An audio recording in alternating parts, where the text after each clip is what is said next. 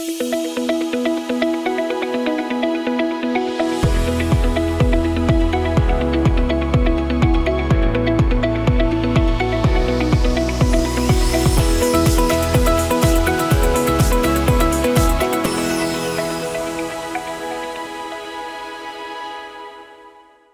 Sobat, kembali lagi di podcast Senarai, Seri Edukasi dan Narasi Ekonomi BI Riau. Dengar lebih dekat, tahu lebih jelas. Oke Sobat Senarai, setiap Ramadan, suasananya tentu selalu terasa istimewa dibanding bulan-bulan sebelumnya.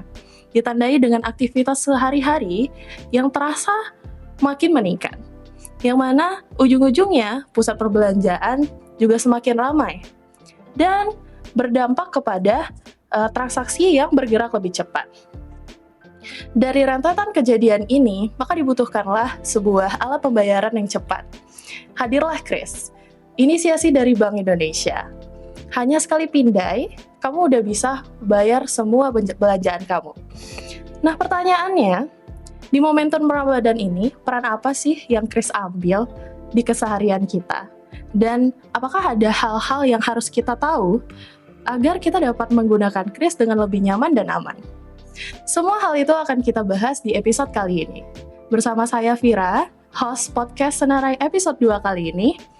Tentu juga hadir bersama saya dua narasumber yang relevan tentunya. Mungkin boleh say hi dulu, ada Mas Wisnu dan ada Kak Tasya. Hai Sobat Senarai, selamat sore. Oke, sebagai informasi teman-teman, Mas Wisnu dan Kak Tasya ini adalah tim dari Unit Implementasi Kebijakan Sistem Pembayaran Bank Indonesia Provinsi Riau. Sekali lagi, halo Kak Tasya, halo Mas Wisnu. Hai, Mbak Vira. Apa kabarnya nih hari ini? Puasanya lancar? Alhamdulillah, sedikit melawan. Ya, tapi bagaimana ya, namanya juga puasa pasti ada ujiannya. Takjilnya udah kemana aja nih explore-nya? Waduh, kebetulan karena terlalu banyak pekerjaan ya, belum sempat nanti Cut takjil. Yadin kali ya. Iya, Cut Yadin. Atau yang paling ramai itu yang di samping Polda. Ronggo. Iya, Ronggo. Kebetulan kemarin saya ke sana dan ramai Ramai. banget. Oke, baiklah Sobat Senarai, Mas dan Kak, mungkin kita akan langsung masuk ke materinya. Oke Kak, Mas, ngomong-ngomong soal Kris nih, sekarang kan sebenarnya Kris itu udah lebih familiar ya di masyarakat. Orang tuh udah nggak asing lagi lah sama namanya Kris. Dibanding sebelumnya yang mungkin orang-orang masih, apa itu Kris, atau bahkan walaupun ya sebenarnya sekarang masih banyak yang salah sebut ya Kak. Masih ada yang bilang Kiris, masih ada yang bilang Kiris. Tapi secara general semuanya tuh lumayan tahu lah tentang Kris, sudah nggak asing lagi. Tapi Kak, agar Sobat Senarai di rumah lebih tahu lagi nih, mungkin ada yang mungkin hanya dengar-dengar doang, nggak pernah benar-benar dengar penjelasan tentang Kris itu apa. Jadi mungkin Mas Wisnu atau Kak Tasya boleh jelasin secara umum aja nih, Kris itu apa sih gitu. Mungkin ini ya, mencoba menjawab pertanyaan masyarakat kali ya. Apa sih Kris itu sebenarnya? Jadi mungkin kalau kita flashback lagi nih ke zaman tahun berapa ya, 2016 itu masing-masing bank tuh punya QR code pembayarannya masing-masing. Jadi misalkan aku punya bank A, terus aku punya aplikasi B gitu ya. Itu aku nggak bisa tuh bayar QR code-nya bank A karena beda bank gitu ya. Nah, tapi dengan adanya Kris itu kita bisa lintas platform. Jadi misalkan si QR-nya ini tuh di-create oleh bank A, terus kita dari bank B gitu kali ya. Itu bisa banget tuh kita sebagai pengguna bank B menggunakan Kris yang disediakan oleh bank A. Jadi istilahnya sekarang itu Kris itu adalah universal. Kita bisa menggunakan aplikasi apapun, entah itu m-banking atau itu pun e-wallet, itu bisa semuanya untuk pembayaran Kris. Kayak gitu Kak Vira. Oh, keren. Jadi satu QR code untuk semua tipe semuanya. pembayaran. Jadi kita nggak perlu mungkin harus punya e-wallet ini, e-wallet itu, nggak perlu ya. Nggak perlu banyak aplikasi lagi di Betul. handphone. Oh, I see. Dan dulu kadang-kadang Keren. tuh kayak mau bayar, aku belum top up ke sini, aku Iya, belum top up Bener ke sini, sih, gitu ya, bener-bener kan. sih, Tapi relate ternyata banget dengan sih. Sekarang udah lu pakai m-banking aja sekarang udah bisa. Iya. Kayak gitu. Jadi sangat mudah ya kan? Semua. Cemua. Oh iya benar, Cemua. Betul, semua. Cepat, Cepat, mudah. mudah, murah, aman, handal. keren. Oke Kak, Mas, mungkin pengen nanya sedikit soal cakupan kris secara general nih. Sebenarnya kris itu udah bisa dipakai di mana aja sih, emang di Indonesia aja kah atau gimana gitu? Nah, kris itu hebatnya sekarang tuh bisa dipakai tuh di luar negeri juga nih, Fir.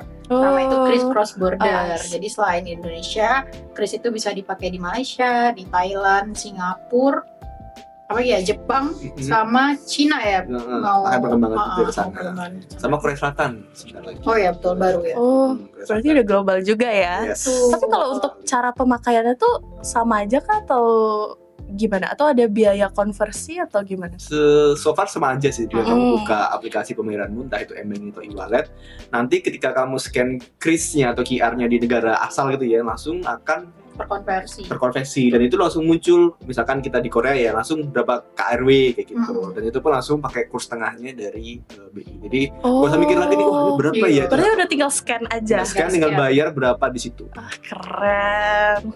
Buat teman-teman di rumah, ini info penting nih, apalagi yang suka traveling. Nggak perlu tukar. Nggak perlu. Kurs lagi ya. Betul, nggak perlu. Cuma bawa apa? HP aja. Dan ada uangnya. Yang penting ada uangnya. Bener-bener yang penting ada uangnya.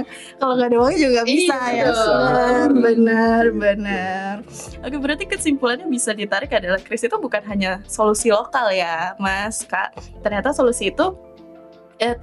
kris itu juga bagian dari konektivitas regional dan juga global. Betul, ya, bisa dibilang. Keren. Sekarang kita mau kemana pun tinggal bawa HP. Iya. Masuk ke Malaysia ya, misalkan kita mau ke Malaysia tinggal nyebrang gitu, ya udah. Nggak perlu lagi tukar ringgit ya. Nggak perlu lagi. Iya. Keren.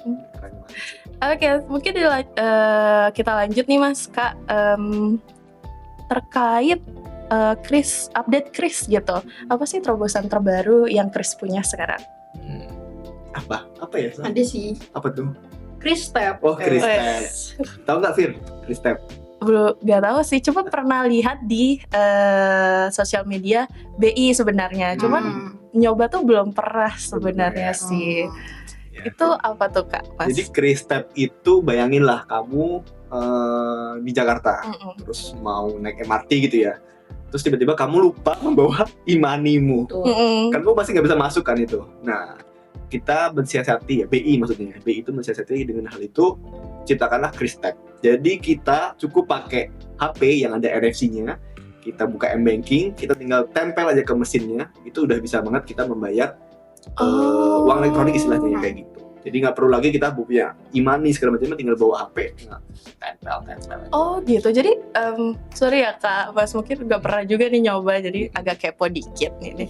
Jadi dari aplikasi yang kita punya itu, kita nggak perlu buka aplikasinya lagi atau masih tetap perlu buka? Tetap perlu buka. Kan gitu. ada PIN dulu kan, gitu buka, pin baru tempel. Langsung tempel aja. Oh, keren. Oke. Tapi syaratnya lagi-lagi harus ada uangnya. Uangnya. Gitu. Di Pelan Baru udah ada ya. Kayak Kristep. Oh, di mana, Pak? Transmetro. Oh, Jadi sekarang kalau bisa naik Transmetro, udah tinggal langsung tap, bisa naik. Kayaknya seru juga deh round-round pakai Kristep. Ngabuburit ya pas puasa naik Transmetro. Bener. Seru sih kayaknya. Salah satu wishlist Ramadan kali ini supaya beda dari tahun-tahun sebelumnya adalah ngabuburit bareng Kristep. Betul, Kristep. Jangan lupa ya, cobain Kristep Di Transmetro. Yes. Seru deh, pengen udah coba sesekali. Tapi kamu kalau mau nyoba sebenarnya nggak cuma di Transmetro, kamu misalkan bisa ke mall gitu ya. Terus ada EDC yang bisa NFC, kamu bisa coba. Oh, udah bisa juga. Yeah. Oh, berarti bukan di lini transportasi juga, tapi di perbelanjaan juga udah ada. Bisa. Di mesin EDC entah apa itu, bank apapun biasanya bisa. Kalau dia sudah ada logonya yang NFC ya, atau contactless itu, bisa banget tuh kamu cobain pakai Kristep gitu. Oh, keren. Jadi misalkan HP-nya rusak kameranya ya. Iya. Bisa banget. Tidak doakan ya tadi sebenarnya. Misalkan bisa jadi, semua hal bisa terjadi. Misalnya memori penuh. Gak bisa buka kamera. Bisa pakai Kristep. Oh, ini relate banget nih sama Gen Z. Apalagi yang sedikit-sedikit foto, jadi memorinya full, gak bisa buka kamera. Betul. Emang Kris keren deh. Oke, mungkin lanjut Kak, ini sedikit ngomongin soal Kris tadi, dan juga kebetulan sekarang kita lagi menjalankan bulan suci Ramadan ya, kita berpuasa.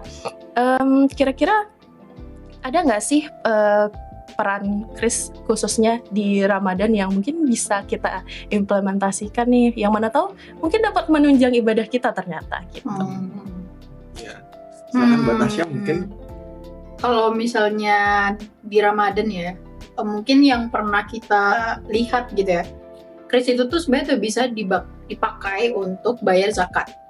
Jadi kayak kita kerjasama sama Badan Amil Zakat, jadi masyarakat tuh bisa bayar zakatnya tuh nggak harus pakai uang tunai lagi, mereka bisa transfer pakai kris. Nah, terus juga udah banyak juga nih masjid-masjid di Pekanbaru tuh yang infak sedekahnya itu udah pakai kris. Biasanya kan nih pakai dorong-dorong sedekah pas taraweh gitu di kan. open. Nah, sekarang itu udah ada krisnya. Jadi Gen-Z yang keluar taraweh cuman bawa HP udah bisa sedekah pakai kris. Oh, ternyata luas juga ya cakupan kris. Bisa berkaitan ke ibadah kita juga. Betul. Ternyata. Oke. Terus ini nih Kak, mungkin walaupun sekarang tuh udah familiar ya kris ini, tapi mungkin di kalangan di atas milenial apa ya, boomer ya berarti ya, mungkin di antara boomer ini masih asing, mungkin pasti ada tantangan tersendiri ya Kak Mas. Boleh diceritain dong Kak Mas, tantangan apa sih sebenarnya yang dihadapi untuk mengimplementasikan kris ini khususnya di masyarakat secara luas di semua kalangan gitu.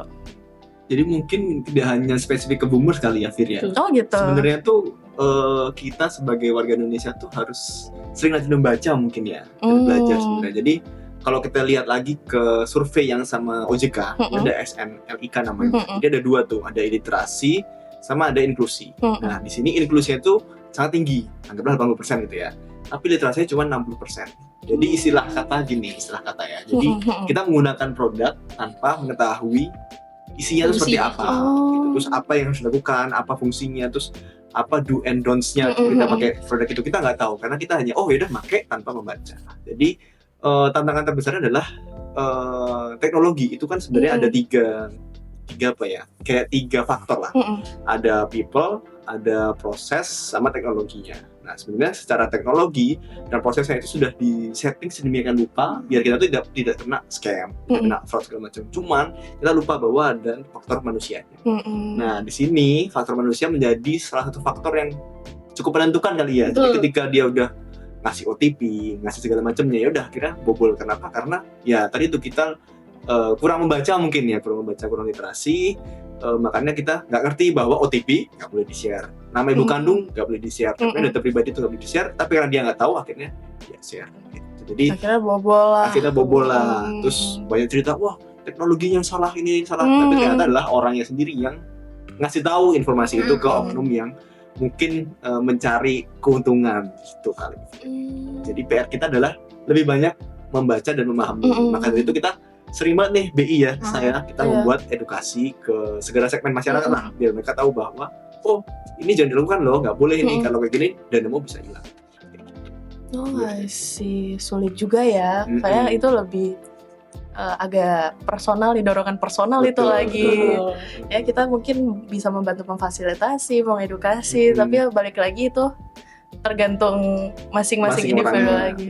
Ya atau teman-teman. Jadi membacalah sebelum melakukan sesuatu, cari tahu dulu. Jika kamu udah yakin, barulah kamu scan gitu. Jadi kita sudah ada tagline nih saya. Kalau ragu, stop dulu.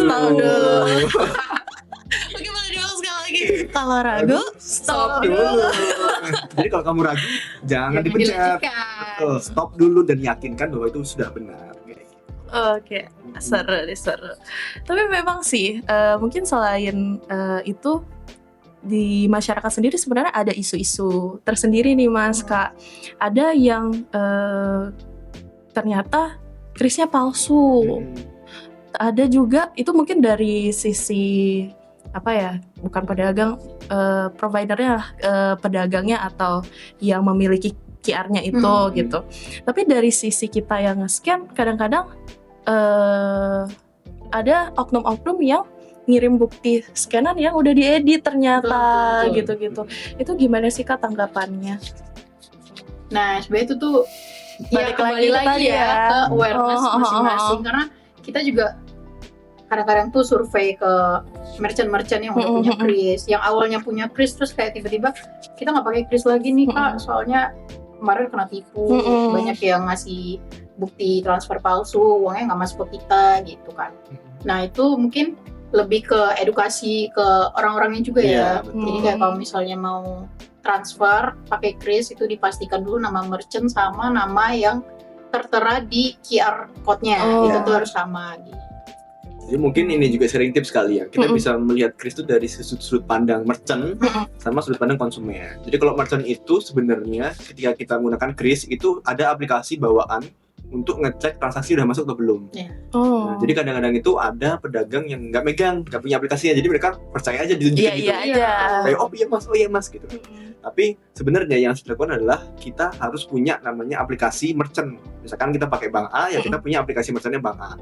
Jadi ketika kita konsumen ya belanja gitu ya, kring, mas sudah ya, terus kita tag dulu, tapi jangan pergi dulu nih orang ini, kita cek dulu. Oh udah masuk mas, silakan kayak gitu. Jadi memang pegangan aplikasi merchant itu harus banget dimiliki oleh merchant. Itu yang sering banget salahan merchant itu kayak gitu. Jadi mereka percaya banget sama si konsumennya. Nah, tapi dari sisi konsumennya juga harus hati-hati. Kita ini ya banyak kasus ya kali ya. Stiker kris itu diganti sama krisnya orang lain gitu. Terus pas kita scan kok namanya beda. Jadi sebagai konsumen ya teman-teman ya, sebagai konsumen itu harus benar-benar hati-hati ketika kita scan kris. Jadi ketika kita scan kris harus sama nih yang muncul di HP sama yang muncul di stikernya. Jadi ketika itu udah beda gitu, mendingan di cancel aja transaksi. Lagi-lagi kalau ragu stop dulu. Betul itu dia. Oke, mungkin ini nih isu-isu yang isu ini tuh cukup ramai ya di masyarakat. Dan mungkin boleh sedikit tanggapannya nih Kak Mas terkait dengan kadang-kadang ada merchant yang membatasi nominal kris gitu. Kalau mau pakai kris harus belanja 100.000 minimal gitu-gitu. Banyak tuh. Bahkan saya kemarin juga terkena gitu. Oh iya. harus belanja 2 pieces baju dulu baru iya. bisa Bisa pakai pakai kris. Waduh. Mana tuh? itu gimana tuh? Itu tuh sebenarnya emang dari krisnya kah atau gimana sih Kak Mas? Gimana ya? Jadi sebenarnya kalau di ketentuannya Bank Indonesia itu kan sebenarnya kris itu ada MDR atau istilahnya kayak merchant discount rate. Itu yang harusnya ditanggung oleh merchantnya. Gitu. Jadi kenapa ditanggung oleh merchantnya? Karena sebenarnya kayak biaya kemudahan. Ya bayangin aja kalau kamu kayak nggak pakai kris terus pakai tunai, ya kamu akan repot nyari kembalian. Belum tentu kamu dapat uang yang asli dan segala macamnya gitu ya. Nah dengan adanya kris itu dengan di MDR juga sebenarnya harapannya si merchant itu mendapatkan kemudahan tapi dengan feedback dari itu MDR. Nah MDR ini bisa bermacam-macam Fir. MDR ini dibagi dari usaha mikro, ada juga usaha kecil, usaha menengah, usaha besar sampai ke governance. Nah jadi untuk yang usaha mikro ini dia sebenarnya 0%, jadi gak ada MDR. Selama dia ada transaksi di bawah 500.000 Fir kayak gitu. Tapi kalau yang usaha kecil sampai ke atas, yaitu merchant discount rate-nya 0,7%. Jadi memang kepotong 0,7% per transaksi. Tapi kalau kita kayak bayar pajak, retribusi, terus infak zakat itu 0%. Kayak gitu. Jadi memang sudah ada klasifikasinya dan memang sudah tertarget untuk masing-masing segmennya. Gitu. Jadi mungkin bagi teman-teman ya yang sering nih bayar pakai kris, tambah 1.000 ya mas, tambah 1.000 ya mbak. Nah itu sebenarnya nggak boleh. Itu harusnya adalah biaya yang ditanggung oleh si merchant. Oh, gitu. Jadi gitu. sebenarnya kita sebagai konsumen itu nggak ada biaya, jadi alias gratis. Biaya yang ada itu ditanggung oleh si merchantnya. Kayak gitu Mbak Fira mungkin penjelasannya ya. Jadi mungkin kalau ada kasus seperti itu, itu sebenarnya sudah menyalahi aturan. Itu kalau teman-teman ada kasus seperti itu bisa banget lapor ke Bank Indonesia. Oh bisa. Bisa banget lapor ke Bank Gimana Indonesia. tuh Mas caranya? Bisa datang ke kantor perwakilan terdekat. Kalau di Pekanbaru ada di sini ya, di Pekanbaru. Tapi kalau misalkan jauh gitu bisa telepon 131. Oh, Bicara. catat ya teman-teman, catat. 131. Seperti itu. Oke, gak terasa semuanya kayak udah dikupas tuntas ya, Mas Kak. Mungkin sebagai pemungkas nih, mungkin boleh closing statementnya dari Kak Tasya atau Mas Wisnu boleh. Apa ya closing? Ajakan mungkin ajakannya. Mungkin kita mau bilang nih buat teman-teman semuanya itu nggak usah takut pakai kris, karena kita menerima banyak aduan. Ya kita nggak mau deh pakai kris, takut kena tipu kah, takut dikenakan biaya tambahan kah, gitu ya. Jadi sebenarnya tuh kris itu datang hadir untuk memudahkan kita, memudahkan sistem pembayaran di Indonesia. Jadi kalau misalnya sebagai konsumen, tadi udah dibilang Mas Wisnu, kita tuh nggak dikenakan biaya apapun ketika kita menggunakan kris. Jadi kalau misalnya nanti nih kita belanja, terus kena 1.000, nah teman-teman bisa nih sebagai perpanjangan tangan dari Bank Indonesia mengatakan kalau misalnya dari Bank Indonesia itu kebijakannya nggak ada nih biaya dikenakan oleh kepada konsumen. Begitu juga dengan merchant itu di bawah 500.000 mereka nggak dikenakan MDR sedikit pun. Dan begitu juga dengan kasus Vira tadi nih, minimal 100.000 ya baru boleh pakai kris. Sebenarnya pakai kris itu minimal Rp1 udah bisa pakai kris ya Mas ya. Jadi nggak ada nih minimal 100.000 baru bisa pakai kris Kak. Nah itu nggak ada. Jadi harapannya buat teman-teman setelah mendengar podcast singkat ini bisa juga nih membantu mengedukasi diri sendiri dan juga orang-orang di luar sana tentang kris. Gitu. Oke, mungkin dari Mas Wisnunya? Iya, mungkin so far hampir sama ya. Nah, jadi mungkin aku mau infoin aja bahwa tadi ya kita melihat ada gap literasi dan inklusi, BI itu selalu melakukan edukasi teman-teman. Termasuk nih kita punya event besar buat kamu teman-teman SMA ya, SMA kelas 12 yang pengen banget nih sebentar lagi akan menghadapi SNBT gitu ya. Kita ada banget event namanya Tanja 2026 di hari Kamis 26 Februari 2026. Jadi bagi yang mau ikut bisa banget registrasi, ada linknya dia. Link Tanja 2020. Kamu daftar, kamu narasumbernya mantap, terus ada door prize, ada juga free tryout buat kamu dan hasilnya juga buat kamu. Kayak gitu, Kak Fira. Itu aja. Komplit banget tuh, udah tryout gratis, hadiah ada lagi, ilmu apa lagi, semua ada. Rugi deh kalau nggak ikut. Jangan di Gelanggang Remaja tanggal 26 Februari. Oke, mungkin itu aja sih Kak Mas. Makasih banyak sebelumnya udah datang dan hadir sharing bersama sobat-sobat Senarai di sini terkait kris. Moga-moga apa yang udah disampaikan tadi bisa teman-teman implementasikan nih langsung gitu, jadi nggak ada lagi yang kena tipu atau ada lagi yang mungkin ragu pakai kris atau nggak ada lagi yang bingung gimana nih ya aku pengen try out deh, ada lagi Tanja. Biar kamu masuk lagi ke kampus impian ya, karena nanti akan ada sharing session dari mahasiswa berprestasi asal. Oh iya, betul. Keren. Termasuk juga ada peserta, winner ya. Winner. Class of Champions season 1 season 2. Oh benar, keren. Gen-Z ini pasti kenal. Kasih kenal. Iya sih. Atau jangan-jangan ada fansnya di sini. Banyak. Oke deh, mungkin itu aja Sobat Senarai podcast episode 2 kali ini. Semoga lagi-lagi apa yang udah diceritain di sini bisa teman-teman implementasikan di kehidupan sehari teman-teman di rumah. Jadi itu aja. Tonton terus podcast Senarai episode-episode selanjutnya atau episode 1 kemarin. Karena lagi-lagi di podcast Senarai ini kita akan mengupas tuntas semua tentang Bank Indonesia. Oke, mungkin itu aja Sobat. Sampai jumpa di podcast Senarai episode selanjutnya. Dadah. Bye-bye. Salam Kris. Salam Kris. Stop. Jangan sampai nyaris kena. Kena. Bye-bye. Bye-bye.